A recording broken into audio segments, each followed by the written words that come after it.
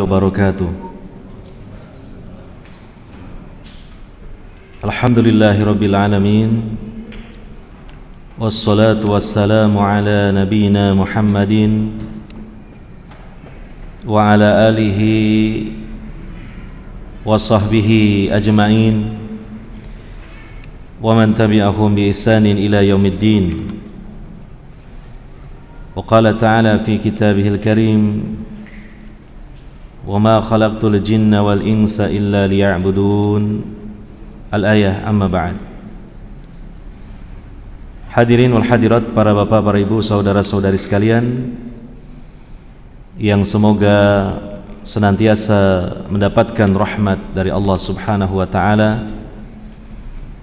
Alhamdulillah, dengan rahmatnya pada kesempatan malam hari ini kita masih diberi kesempatan, kesehatan, hidayah berupa Islam dan iman, dan juga terkhusus pada kesempatan kali ini kita bisa hadir di tempat yang paling mulia di muka bumi ini, yaitu di salah satu dari rumah-rumah Allah di muka bumi ini, di masjid ini.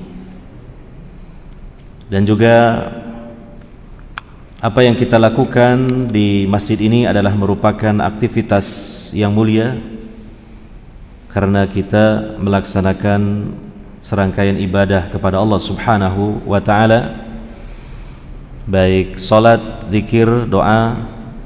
Demikian juga sekarang ini kita bersama-sama untuk thalabul ilmi, menuntut ilmu agama Islam, mempelajari agama Islam, mempelajari sunnah Nabi Muhammad sallallahu alaihi wasallam. Kita lanjutkan kajian kita pada kesempatan kali ini, yaitu membahas kitab Riyadhus Shalihin, masih tentang bab nasihah, dan juga masih akan dilanjutkan penjelasan mengenai hadis dari Nabi SAW tentang nasihat, ketika Nabi SAW mengatakan ad-dinu an-nasihah. Maka para sahabat bertanya, liman, untuk siapa? Maka Nabi SAW menjawab dengan jawaban yang singkat, tetapi itu sudah mewakili tentang makna nasihat.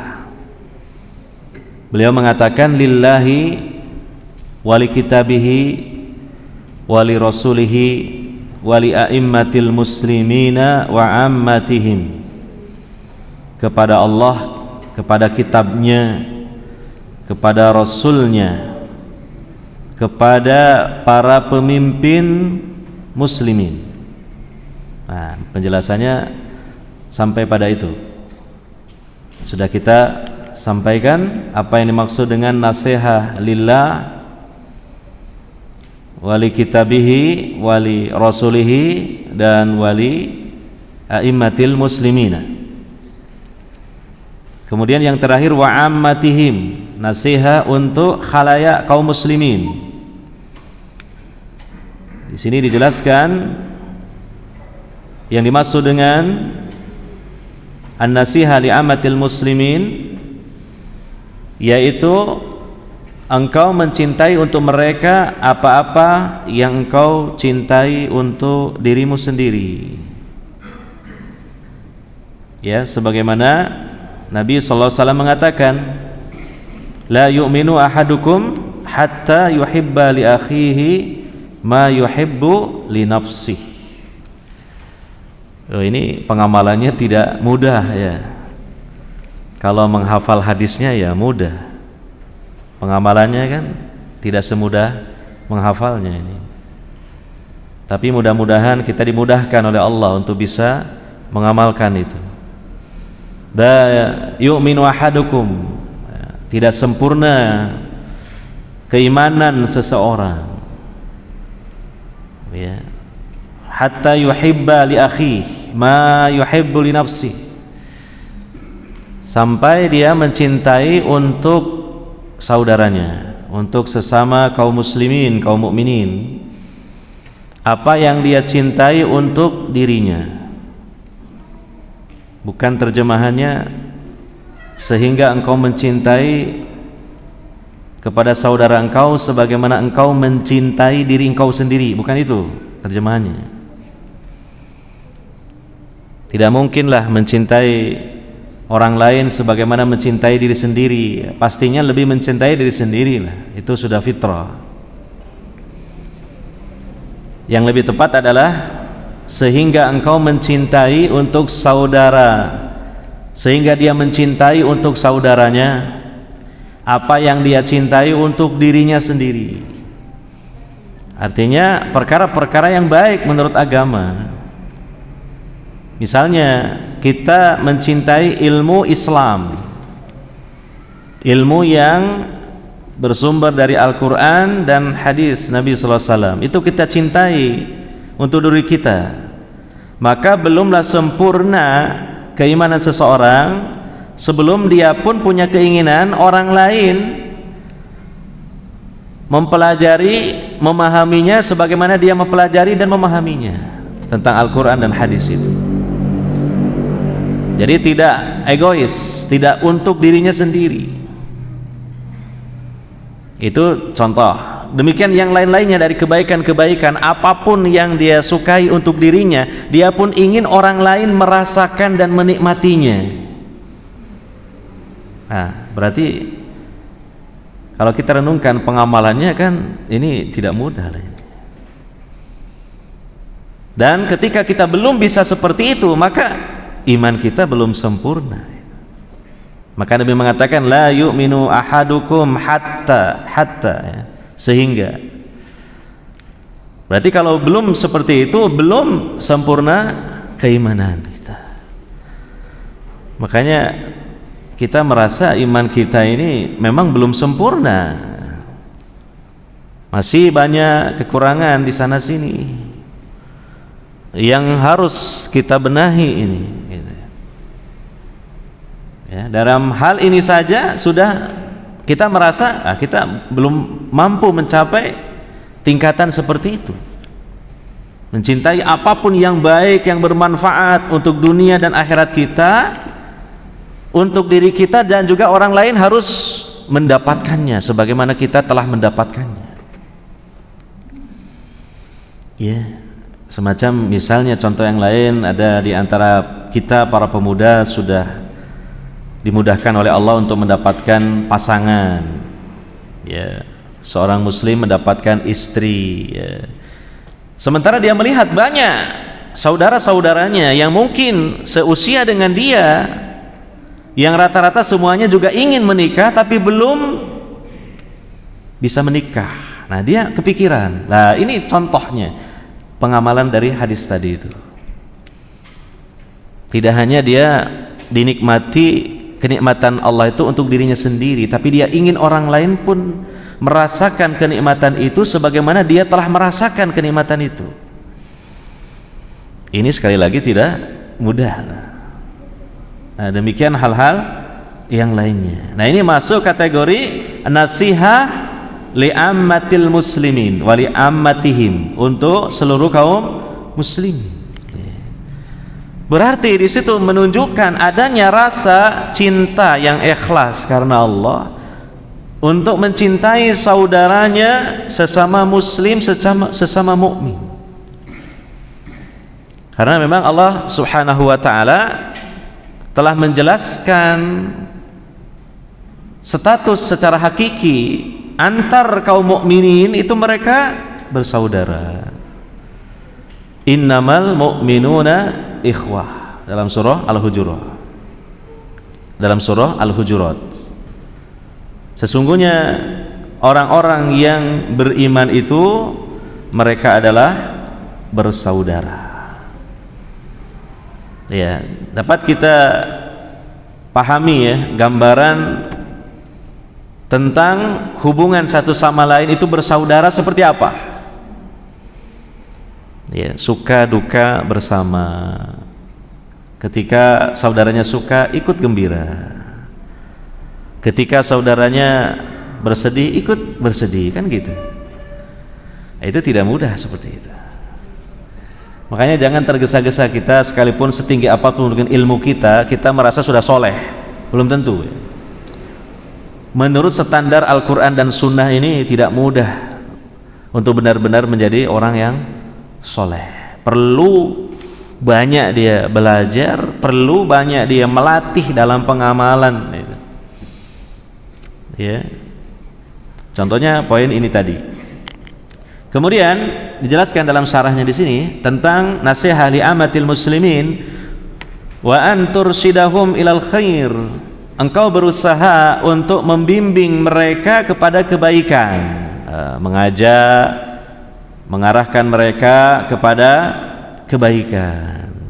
Jadi ketika kaum muslimin mereka masih bergelimang dalam dosa, maksiat, kelalaian dan jauh dari agama Islam, maka salah satu tanda dalam diri seseorang itu dia memiliki apa yang disebut dengan nasihat li ammatil muslimin, maka dia hatinya belum tenang, dia masih cemas demi melihat saudara-saudara mereka yang sedang dalam berbagai macam kemaksiatan dan kelalaian terhadap agama ini, sehingga dia merasa berempatik dan ada rasa kepedulian kepada saudara kaum muslimin, ingin mengajak mereka kepada kebenaran dan kebaikan, ingin menasihati mereka untuk sadar dan kembali ke jalan yang benar, bukan malah mengejek, bukan hanya sekedar memvonis ataupun merasa saya ini sudah soleh, mereka apa itu belum soleh. Nah, tidak demikian harusnya. Ini kan bagaimana kita ya menata hati ini kan tidak mudah ini.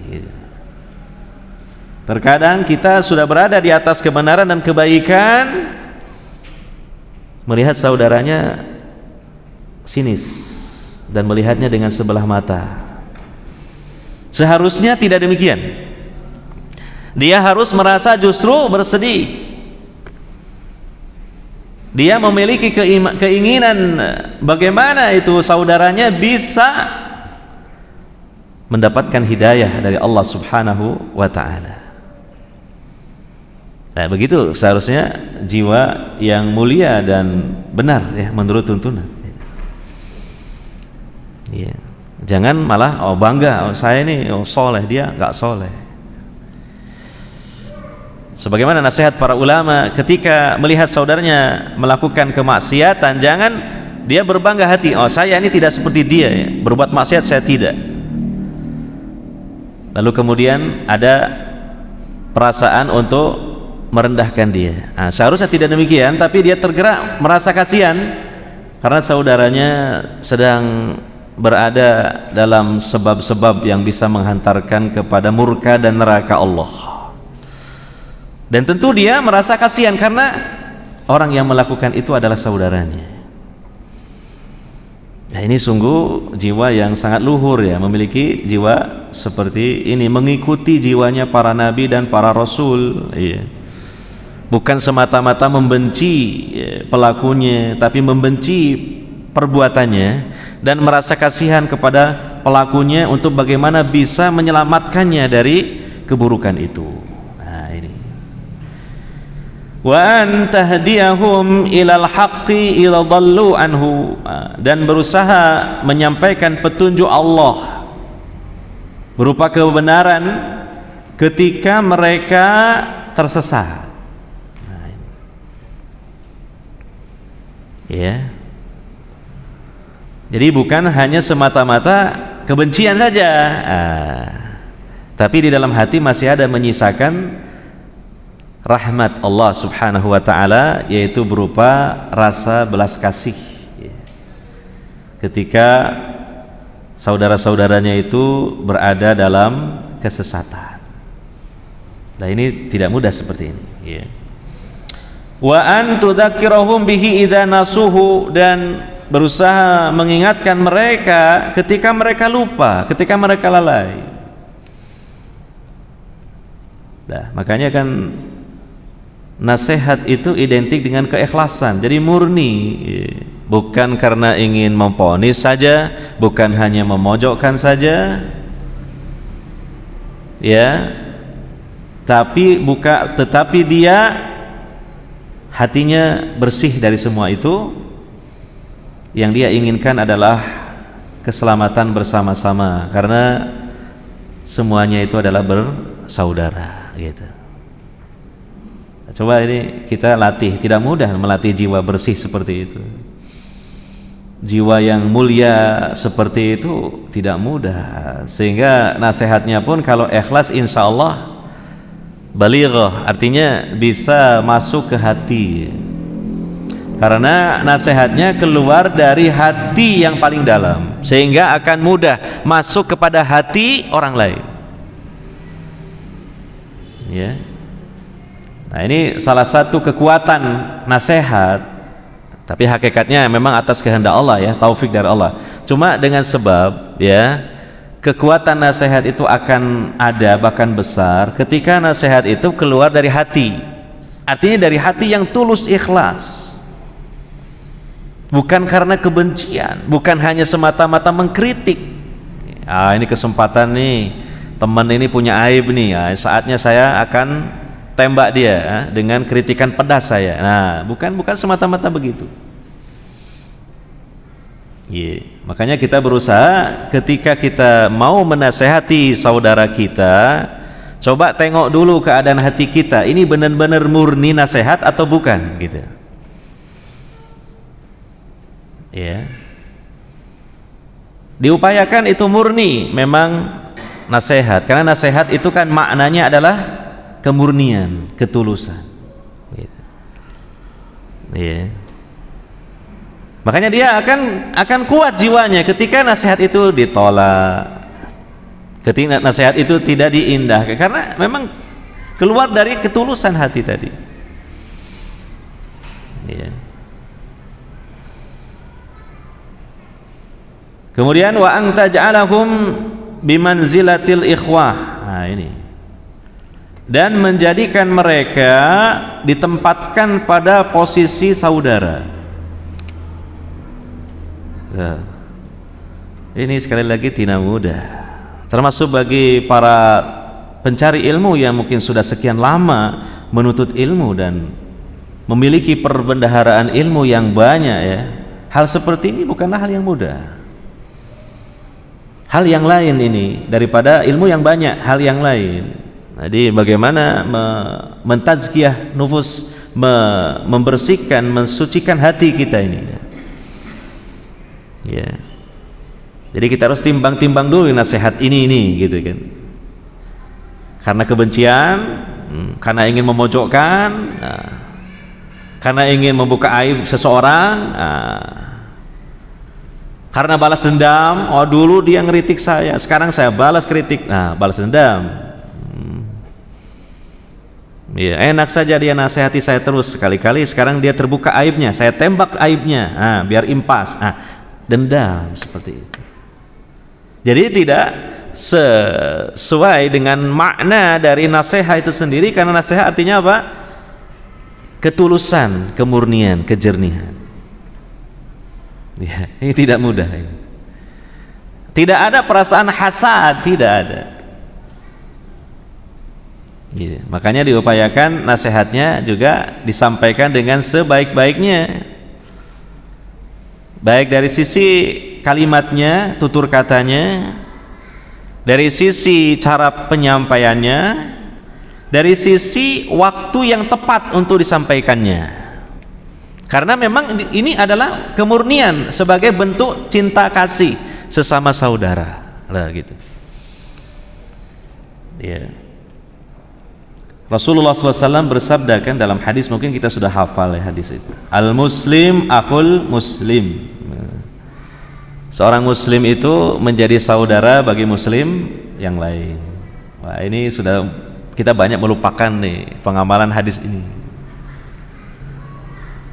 Ya, cobalah kita istilahnya evaluasi diri lagi ya, mengintrospeksi diri lagi ya. Kan kita punya pertemanan-pertemanan di berbagai komunitas, bahkan komunitas-komunitas yang alhamdulillah kebaikan lah. Ya, mungkin punya grup di WA yang sama-sama ini untuk tujuan kebaikan misalnya ya. Nah, ada grup-grup seperti itu misalnya dalam hal membantu sesama kaum muslimin, peduli muslim dan sebagainya, kita bikin grup ya, lewat WA atau lewat Facebook misalnya. Demikian juga kita punya teman-teman sehalakoh pengajian, nah itu kan. Nah, demikian juga kita mungkin ikut di sebuah yayasan dakwah, semacam yayasan Hidayatul Fitrah ini, gitu kan. Kita mungkin ikut juga bagian di struktur ketakmiran, ya seperti takmir Masjid Hidayatul Fitrah ini, kan gitu. Artinya ini kan kita mencoba belajar dari skup yang kecil, belum banyak, ya hanya beberapa orang lah, gitu kan, tidak sampai 100 orang lah, gitu. Tentunya di situ biasa terjadi interaksi ini, tentu hal yang sangat mungkin terjadi, ada masalah-masalah ya. Ada sedikit banyak gesekan-gesekan, ada silang sengketa pendapat ya. Dan sebagainya tidak mungkin disebutkan di sini kan, banyak lah gitu ya, semua kita tahu dan merasakan. Maka jangan melupakan nasihat ini gitu loh. Ini kata Nabi SAW, al-muslim akhul muslim. Ketika dia salah, ya kita luruskan. Dan mungkin ketika menyinggung kita, ya kita maafkanlah gitu. Kan dalam Al-Quran, siapa yang memaafkan kesalahan saudaranya, Allah pun akan memaafkannya dari kesalahan-kesalahannya. Kesalahan kita banyak kepada Allah Subhanahu wa ta'ala, dan kita takut nanti ketika kita kembali kepada Allah, kesalahan-kesalahan itu belum mendapatkan ampunan dari Allah. Kapan lagi kesempatannya, melainkan sekarang ketika kita masih hidup, belum menghadap Allah tentunya. Maka kita harus belajar untuk mudah memaafkan kesalahan orang, melupakan kesalahan orang yang disebut oleh para ulama taghaful, gampang lupa kesalahan orang kepada dia, bukan sebaliknya. Ya, yaitu apa? Dia selalu ingat saja kesalahan orang kepada dia, mungkin tindakannya, mungkin kata-katanya terngiang-ngiang, saya tidak akan melupakannya seumur hidup. Wah ini baru dari satu orang. Bagaimana kalau sekian orang? Ngomongnya terus sampai tiap malam susah tidur, bermunculan lagi si fulan ngomong gini. Waduh. Iya. Nah, kita coba memiliki sifat taghaful, jadi mudah melupakan ya, kesalahan orang gitu, lupa. Sampai orangnya pun mungkin punya salah sama kita, datang, saya minta maaf. Loh, minta maaf yang mana ini? Lupa saya. Itu loh ya, saya dulu pernah mengatakan sampean gini saya lupa, nggak inget-ingetnya lupa. Barulah kemudian ingat, oh itu sudahlah, itu sudah saya lupakan, itu sudah sejak dulu pun sudah saya maafkan. Nah, masya Allah, ini memiliki jiwa yang samhah, lapang dadanya. Ya, ini yang harus kita tumbuh kembangkan ya, di berbagai perkumpulan kebaikan-kebaikan yang hampir semua kita juga mungkin sekarang ini ikut itu. Memang awalnya tujuannya sebagai lahan kebaikan buat kita, di mana kita di situ bertawun ya, sesuai dengan perintah Allah Subhanahu wa ta'ala dalam Al-Quran, dalam surah Al-Maidah, wa ta'awanu 'alal birri wat taqwa wa la ta'awanu 'alal ismi wal 'udwan. Ya.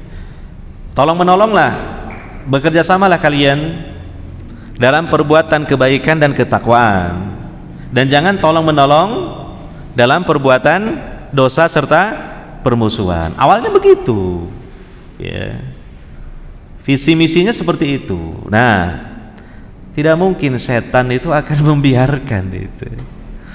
Kalau kita bikin sebuah perkumpulan kebaikan, kalau kita membuat sebuah yayasan kebaikan, setan pun disadari atau tidak ikut nimbrung di situ. Walaupun tidak tertera di papan struktur organisasi, ya. Setan ini ikut jadi seksi apa? Enggak, tapi jelas mereka jadi seksi pengacau supaya kita ini kacau, supaya pahala tidak didapat. Yang ada adalah mungkin sebagai sebab terjadinya percekcokan, permusuhan, kerenggangan. Itu sudah pasti. Itulah satu seksi yang terlupakan oleh kita, yang ditempati oleh setan itu. Seksi itu setan. Pasti. Kita semua merasakan itu. Dan saya pun juga mungkin ya kadang ya kena juga seperti itu. Makanya ini barangkali bagian dari introspeksi diri lagi kita semua gitu. Ya, terpancing emosi kita gitu, gampang suudzon kepada saudaranya, tergesa-gesa memvonis tanpa tabayun. Ini adalah apa yang dilontarkan oleh setan, karena dia kan menempati seksi apa tadi? Seksi pengacau. Tidak tertulis loh di papan struktur organisasi, nggak ada seksi pengacau, nggak ada. Yang ada kan seksi security, seksi dakwah, seksi apa lagi? Bendahara itu, sekretaris. Nggak ada seksi pengacau, nggak ada. Padahal itu tidak tertulis tapi ada seksi pengacau. Siapa? Para setan itu banyak malah, dan mereka sangat ahli sekali. Itu merusak niat kita, merusak hubungan kita, macam-macam lah. Harus kita sadari itu keberadaannya. Ya. Nah, ini yang harus kita tumbuh kembangkan. Kita harus kapan lagi untuk kita amalkan kalau bukan sekarang? Ya. Ada berita ini si fulan gini-gini. Sebentar. Coba kita tabayun dulu. Iya tak? Karena apa? Karena kan sama saudara kita. Allah memerintahkan untuk itu. Coba dicek dulu, ditelepon. Lebih baik lagi mungkin didatangi. Pak, saya dapat laporan ya. Saya tidak menyebut dari siapanya ya. Pokoknya ada laporan beredar sampai ke saya, jenengan gini-gini, betul tak? Nah, bisa jadi iya, bisa jadi tidak gitu. Ini kebiasaan yang perlu kita biasakan, yaitu tidak gampang suudzon, justru yang ada harusnya husnudzon, dan kemudian tabayun. Jangan hanya langsung menerima berita sepihak dari yang menuduh. Coba kita juga gali berita dari yang tertuduh gitu loh. Apalagi kan sama-sama sebagai saudara muslim, dia juga punya hak juga. Kita pun kan kalau dibegitukan kan gak enak gitu kan. Wah, ini sembarangan nih, langsung saya dituduh seperti itu. Kenapa nggak tabayun dulu ke saya? Saya ini loh punya pendapat begini, ada alasannya ini, ada udurnya ini yang mungkin mereka belum tahu. Karena mungkin alasan itu tidak selalu harus dikasih tahukan secara menyeluruh kepada orang gitu. Andaikan dia mungkin setelah mendengar penjelasan saya, dia tidak akan mencap saya seperti itu lah, mungkin begitu kan ya. Ini biasa terjadi dalam perkumpulan-perkumpulan kebaikan, yayasan-yayasan kebaikan, ya. Komunitas-komunitas kebaikan. Nah, ini kalau kita memang kadang terpeleset, coba kita untuk introspeksi diri lagi. Ya, mengembangkan ya jiwa persaudaraan, ya, membiasakan untuk husnudzon dan banyak-banyak memberikan udzur kepada saudaranya. Kemudian membiasakan untuk tabayun dulu, tabayun klarifikasi dulu. Barulah setelah itu kalau sudah maksimal tabayunnya, baru silahkanlah untuk menyikapinya, begitu. Ya. Nah, insya Allah nanti ya akan terjaga kebersamaan, persatuan, kesatuan, ya. Dan juga kita tetap akan bisa berjuang dengan nyaman, ya. Nah, inilah yang sebenarnya ditakuti oleh musuh-musuh kaum mukminin, ya, baik dari kalangan jin maupun dari kalangan manusia. Itu kita harus selalu sadar akan hal itu, ya. Nabi SAW mengatakan di hadis yang lain, nah ini hadisnya mungkin sering kita dengar, kita baca, tapi kan juga pengamalannya ini ini kadangkala kita terlupakan. Al mu'min lil mu'min kal bunyan yasuddu ba'duhu ba'du. Seorang mukmin bagi mukmin yang lain seperti satu bangunan. Satu unsur menopang unsur yang lainnya.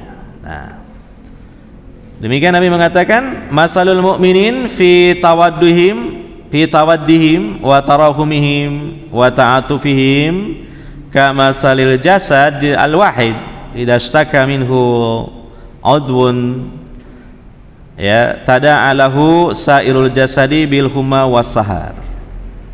Permisalan orang-orang yang beriman dalam hal saling mencintainya mereka, saling mengasihinya mereka, saling berlemah lembutnya di antara mereka, seperti satu tubuh. Apabila ada anggota tubuh yang mengalami sakit, ya maka itu akan menjalar ke seluruh tubuh yang lain, ikut juga merasa sakit, bil huma wasahar, ya, menjadi demam dan tidak bisa tidur, gitu. Ya kan, kalau kita misalnya jari telunjuk kita misalnya teriris pisau, ya lumayan lah dalam luka, sampai bengkak, wah sekujur tubuh kita juga jadi ikut demam dan kita nggak bisa tidur, padahal cuma yang kena jari telunjuk tangan. Nah, jadi itu gambarannya tentang komunitas kaum muslimin itu seperti sekarang ini. Masalah kita ya mungkin banyak yang lupa tentang pelajaran ini, gitu kan ya. Makanya kita berusaha lagi untuk mengingatkan diri kita kembali tentang hal ini, dan ini adalah suatu ibadah yang sangat agung, ya. Kita jalankan dengan ikhlas karena Allah Subhanahu wa taala sangat agung, dan kalau kita abaikan ya kita berdosa, gitu kan. Karena ini hukumnya wajib, bukan sunnah lagi. Gitu. Ada hak sesama ya kaum muslimin yang itu banyak, kita wajib tahu dan kita wajib untuk melaksanakannya. Ya, kita semua jujur saja lah banyak kekurangan dalam hal ini kan. Nah, makanya dengan kita membaca hadis ini kita diingatkan kembali, gitu maksudnya. Ya, hal yang ini mungkin sudah tumpul, kita terasah kembali sehingga menjadi tajam, gitu. Ya.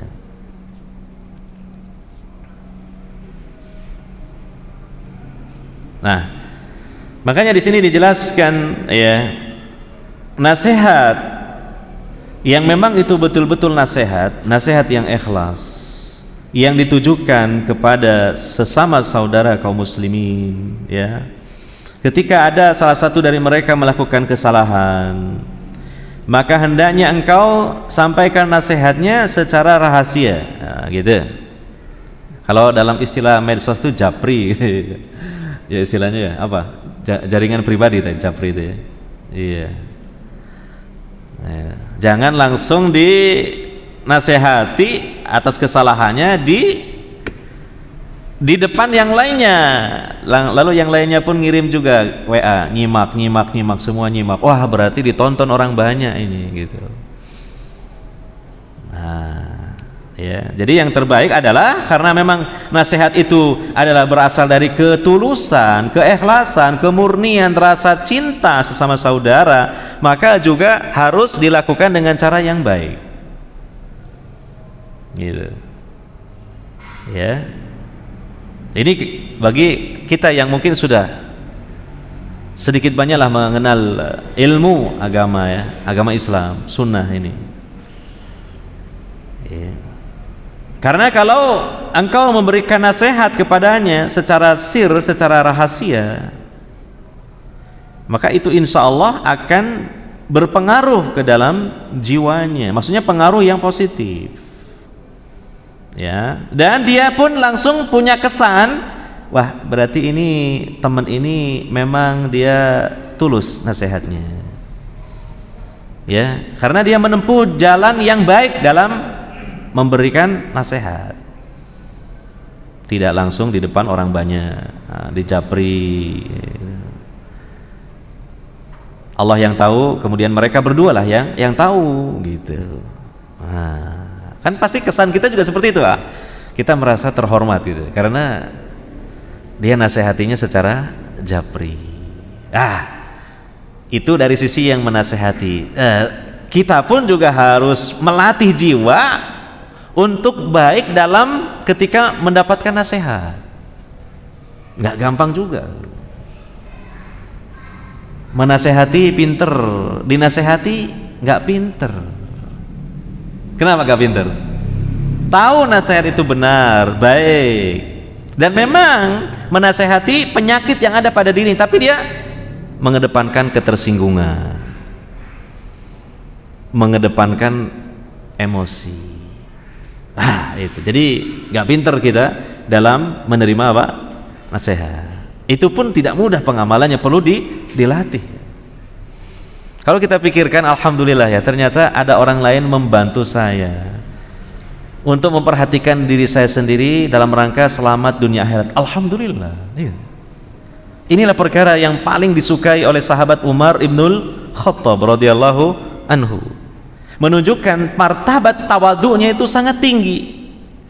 Kebenaran dari siapapun datangnya, dia akan terima dengan suka hati, bahkan bergembira. Ini adalah yang menonjol pada diri Umar ibnul Khattab radhiyallahu anhu yang perlu kita teladani. Iya ya, kalau dipikir-pikir ini baik juga buat saya, gitu kan? Iya, kan gitu. Jangan malah tergesa-gesa. Wah, saya dikritik ini, gitu kan?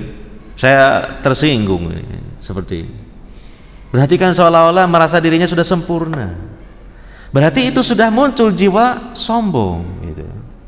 Sombong menganggap dirinya sudah sangat baik dan dia menolak kebenaran. Kata Nabi SAW, al-kibru batarul haq wa ghamtun nas. Hakikat sombong itu apa? Menolak kebenaran dan merendahkan orang lain. Ketika orang menasihati dia dan dia memang betul melakukan itu, keburukan itu ada pada dirinya, dia malah kemudian, ente ini siapa? Gitu. Lah malah begitu. Nah, ya kan? Harusnya kan, iya, saya ini siapa ya? Lah harusnya begitu. Iya, saya ini ternyata masih banyak kekurangannya, kesalahannya. Alhamdulillah, dinasehati, berarti sedang diperbaiki, berarti sedang diselamatkan, gitu lah. Harusnya kan berterima kasih, ada orang menyelamatkan dirinya, gitu lah. Nah, ini kalau kita pandang dengan ilmu, bukan dengan emosi, bukan dengan perasaan, bukan dengan egois, gitu. Jadi masalah tanasuh, nasihat, menasehati, ada yang menasehati, ada yang dinasehati, ini bukan perkara yang mudah ini. Dalam prakteknya, dalam pengamalannya. Ya kalau teorinya gampang gitu, baca kitab ini penjelasannya, bagus-bagus kaulunya ulama, ya kan? Bagus-bagus, contohnya pun orang lain bukan dirinya kan? Para ulama, tabi'in, sahabat, bagus-bagus. Nah, ketika menerapkan di antara kita, lah ini lain lagi. Ya ini mari kita bersama-sama melatih jiwa kita. Ada orang nih nasihati saya, nasihatnya udah bagus, japri, Ustadz antum begini, alhamdulillah harus dihargai ya, dan bahkan diucapin terima kasih gitu. Terima kasih atas nasihatnya gitu. Ya kan? Nah ini tidak mudah seperti ini. Nah ini salah satu terjadinya ya permasalahan dalam muamalah atau interaksi di antara kaum muslimin, ya ini juga poin ini juga. Jadi tidak baiknya dalam menasehati dan tidak baiknya ketika dinasehati. Gitu. Gitu. Makanya di struktur yayasan ya atau organisasi keagamaan ada seksi penasehat. Jangan merasa dia itu hanya menasehati, gitu. Harus juga mau dinasehati orang lain, gitu. Tapi yang terjadi kadangkala ada anggapan seperti itu. Sampean ini loh seksi penasehat, tidak pantas lah saya nasehati. Lah, jadinya tidak berlaku ayat-ayat Quran dan hadis Nabi ini. Gara-gara istilah itu dengan tafsirnya seperti itu. Makanya ya salah satu kerugian seseorang disebut ustadz itu khawatirnya orang sungkan menasehati. Nah, itu. Ya, khawatirnya itu, ya kan? Saya sungkan, beliau kan ustadz. Beliau biasa menasehati orang, masa saya nasehati? Akhirnya tidak ada orang menasehati dia. Naudzubillah min dzalik. gitu. Rugilah kalau begitu. Mungkin tidak perlulah dipanggil ustadz kalau begitu, ya. Gara-gara disebut ustadz, seolah-olah terlarang untuk dinasehati, gitu. Nah, jangan sampai seperti itu. Iya, taib. Sedikit lagi ya. Nah, jadi diantara contoh ini bentuk dari keserasian dengan istilah nasihat, maka juga harus diperhatikan cara menasehati ya, secara sir itu yang lebih utama. Kemudian dengan tutur kata yang lemah lembut yang baik ya, dan juga melihat waktu yang tentu sangat tepatlah untuk menyampaikan nasihat ketika orang itu tidak sedang capek, ketika orang itu tidak sedang ngantuk berat ya, ketika orang itu tidak sedang dia lapar gitu ya. Nah, makanya kalau mau nasihati orangnya lapar, ajak dulu makan gitu. Nah, ini bukan berarti saya mendorong orang untuk neraktir saya, enggak ya. Ya gitu. Ya, orang ini lapar, dinasihati. Ini kebutuhan ini yang paling mendesak, isi dulu perut saya gitu loh. Jadi nasihati dulu. Ya wajar lah kalau dia berontak seperti itu, ya kan? Karena kalau perut lapar ini nggak bisa mikir gitu loh. Ya dah. Demikian. Makanya dalam pengajian yang biasa makannya terakhir, nanti kalau selesai pengajian makan terakhir, kalau para peserta pengajian lapar-lapar, mending makannya duluan aja dulu. Setelah itu baru dinasihati gitu, dapat ilmu gitu. Kalau memang demikian ya. Nah, jadi juga harus melihat situasi dan kondisinya. Nah, demikian mungkinlah yang dapat kita sampaikanlah, sedikit dan sederhana sajalah, tapi ya mudah-mudahan ini menjadi bahan nasihat buat kita semua bagaimana dalam masalah nasihat menasehati ini, sehingga ya insyaallah kebaikan-kebaikanlah semuanya kembali kepada kita, kebaikan itu dunia dan akhirat kita. Demikian, saya mohon maaf atas segala kekhilafan, dan mungkin ini selesai penyampaian penjelasan tentang hadis ad-dinu an-nasihah. Mohon maaf saya tidak membuka sesi tanya jawab. Kita akhiri sampai di sini saja pengajian kita. Kita akhiri dengan doa kafaratul majlis. Subhanakallahumma wa bihamdika asyhadu an la ilaha illa anta astaghfiruka wa atubu ilaik. Wa sallallahu ala nabiyyina Muhammadin wa ala alihi wa sahbihi ajmain. Walhamdulillahirabbil alamin. Wassalamualaikum warahmatullahi wabarakatuh.